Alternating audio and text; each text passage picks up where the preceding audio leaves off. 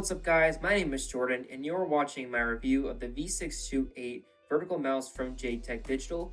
Let's get started. So this is the box, and just taking a look at the box on its own, it's very chill looking. There's nothing crazy about it. You can see on the front, you know, the picture of the mouse, the logo, and the vertical mouse itself. We have some specs of the mouse, which I will be discussing, and just some diagrams of what the mouse looks like and what it's labeled as. Let's go ahead and unbox this, shall we? So very simple unboxing, nothing crazy. We have this card right here, which just gives us 18 months of warranty, win free gifts, that's kind of cool, and lifetime technical support, because who needs technical support on a mouse? On the back of the card, you can see a sad face, and if you have any issues with the mouse, you can contact their support email as well as their phone number. So that is pretty cool. You can take the mouse out of this fancy schmancy bubble wrap. We have the manual, no one really looks at them. And now we have the mouse right over here. So here's the mouse, and just looking at it from my first impression, it is very big. It's around the size of my hand, and I have fairly small hands, as you can see. Nothing crazy about it. It's vertical, which is kind of the whole reason why I got this mouse in the first place, because I currently use the Logitech MX Master, which is a really good mouse, don't get me wrong, but it's vertical, and whenever I use it like this, I feel the wrist pain right here, and it's just like really painful and annoying. And this mouse, like, just after holding it like this, it just feels so much more comfortable.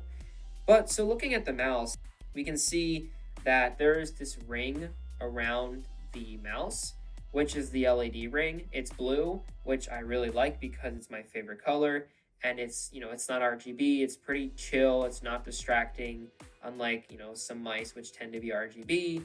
So that's that's a really nice touch, in my opinion, that, you know, it goes all around the mouse, and a good design choice, especially given the price tag of $27. Next up, we have these two buttons right here, which serve as browser function buttons. Basically, that means that you can go forward a page and back a page with ease. So say I am using the mouse and I have to go back a page, boom, I can go back a page. Of course, it's going to be easier if it's lying on a table, but it's really simple to just go up and back. You just kind of lean your thumb over and hit the button, and it goes forward and back a page in your browser, which is very cool. And it's way easier, instead of, you know, scrolling like this, clicking back and then going back. You can just stay in your one place, hit the button, and you're golden. So as you can see on the bottom of the mouse, there are two buttons. One is the DPI button, and one is the on and off button. So with the on and off button, I don't see the point of having this, because it's a wired mouse and it relies on your computer power. So I don't understand why there's the need for that. I mean, you can just leave it on and it won't affect the mouse at all because it's plugged in anyway. So the other button is the DPI button, which is right here. It's really cool how they put it on the bottom, and you don't have to worry about hitting it accidentally or fooling around with it. And it leaves the rest of the mouse looking very clean and ergonomic. There are different values of this DPI sensitivity that you can range to. It starts at 800, goes to 1200, and then goes to 1600. So with the DPI button, I find my sensitivity best at 1200, because it's sort of in between of fast and slow. It ranges based on your typical use factor. Whether you're gaming, video editing, you're going to want a faster sensitivity for gaming and maybe a slower speed sensitivity when you're video editing. The other buttons, of course, the left and right click buttons, are located right here. They are huge, and they are very clicky and satisfying to hear. And the scroll wheel is also right here as well, which is very satisfying to scroll. It also comes with this wrist rest, which I'm just now talking about.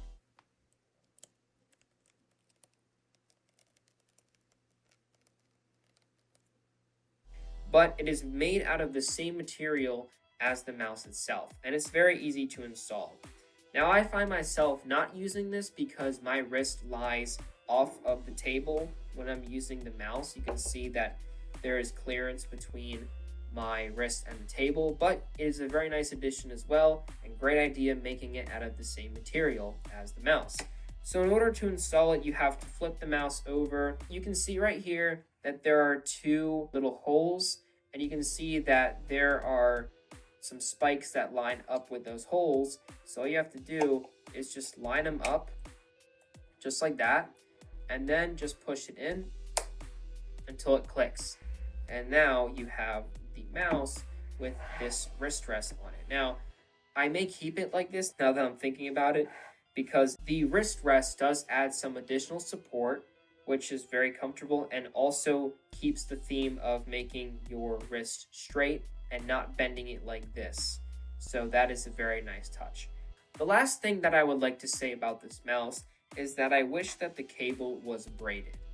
And I know it's really not a big deal, but I think that for looks and also for the durability of this mouse, it would have been nice to braid the cable. Now, I know it's $27, but I think it would have been a nice addition to braid this cable. That is my review of this mouse, and overall I think it's a very nice, affordable mouse. If you're a gamer or you need a mouse for your setup, this is a great option. It's ergonomic, comfortable, and easy to use, and I highly suggest you pick it up. Link in the description. Thank you so much for watching, and peace out.